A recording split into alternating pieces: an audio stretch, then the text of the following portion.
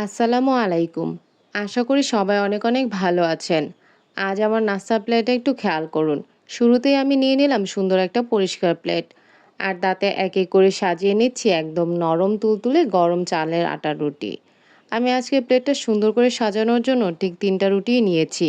তবে শুধু রুটি হলে তো আর চলে না, এর সাথে একদম পারফেক্ট জুটি মেলাতে নিয়ে নিলাম ঝাল ঝাল করে রান্না করা কষানো গরুর মাংস। তবে এই চালের আটার রুটি খাওয়ার একটা মস্ত বড় বৈশিষ্ট্য কি জানেন? এই রুটি দিয়ে যখন আমরা মাংস খেতে বসি, তখন কিন্তু মাংসের টুকরার চেয়ে মাংসের কষানো ঝোলটাই বেশি ভালো লাগে। ঝোলের পরিমাণ একটু বেশি না হলে যেন চালের আটার রুটি খাওয়ার আসল ফিলটাই আসে না। স্ক্রিনে দেখুন লালচে কষানো ঝোলের সাথে ধবধবে সাদা রুটিগুলো দেখতে ঠিক কতটা লোভনীয় লাগছে। দেখেই যেন জিভে জল চলে আসে, তাই না? আজ একদম নিজের মতো করে ভীষণ মজা করে গরুর মাংস আর চালের আটার রুটি তৃপ্তি করে খাবো। দেখুন প্লেট থেকে একটা রুটি একটুখানি ছিঁড়ে একটু টুকরো করে সেই ঘন ঝোলের মধ্যে ডুবিয়ে নিচ্ছি। রুটিটা যখন ঝোলটাকে পুরো শুষে নেয় তখন সেটা মুখে দিতে যে কি স্বর্গীয় স্বাদ আর আনন্দ লাগে, তা সত্যি বলে বোঝানোর বাইরে। অনেকে মনে করেন চালের আটার রুটি মানেই বুঝি শীতকাল কিংবা বড় কোনো উৎসব বা ঈদ। কিন্তু আমার কাছে এই রুটি খাওয়ার তেমন কোনো বিশেষ দিন বা উৎসবের প্রয়োজন হয় না। যখনই মন চায় তখনই একটু কষ্ট করে চালের আটা সেদ্ধ করে কাই বানিয়ে কড়াইতে সেঁকে এরকম গরম গরম রুটি বানিয়ে ফেলি। আর মাংসের সাথে পরিবেশন করি। মন ভালো করার জন্য এমন একটা প্লেট খাবার যথেষ্ট।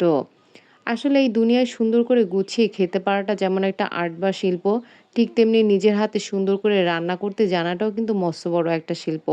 আমরা অনেকে অনেক রকম পড়াশোনা করি, অনেক রকম কাজ শিখি, কিন্তু রান্নার মতো এই দরকারি শিল্পটাকে অনেক অবহেলা করি।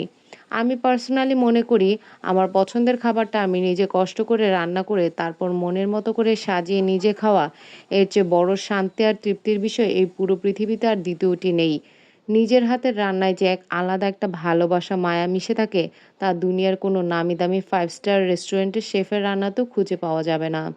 আমাদের আশপাশে আজকাল অনেকেই আছেন যারা বুক ফুলিয়ে বা অহংকার করে বলেন, "আমি তো ভাই রান্নাবান্না করতেই জানি না। কোনোদিন রান্নাঘরেই যাইনি।" কিন্তু এই গভীরভাবে একটু ভেবে দেখুন, বেঁচে থাকার জন্য সবচেয়ে জরুরি যে কাজ তা হলো নিজের খাবার নিজে তৈরি করা। সেই দরকারি কাজটা আমি জানি না। এটা নিয়ে আসলে গর্ব করা বা অহংকার করার মতো কোনো কিছু নেই। কোনো কাজ না জানাটা অপরাধ নয়। কিন্তু সেই কাজটা না করতে পারা নিয়ে অহংকার করাটা মোটেও ঠিক নয়। কোনো কাজ যদি আমি নাই জানি তাতে কি হয়েছে? আমি জানি না, কাল জেনে নিব। কারো থেকে সুন্দর করে শিখে নিব। শেখার তো আর কোনো বয়স নেই। শেখার আগ্রহটা তৈরি হলেই দেখবেন রান্না করা কত সহজ আর আনন্দের একটা বিষয় হয়ে দাঁড়ায়।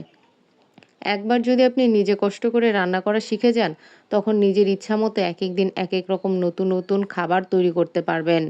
মজার মজার খাবার টেবিলে সাজিয়ে পরিবেশন করে পরিবারের সবাইকে নিয়ে এনজয় করতে পারবেন।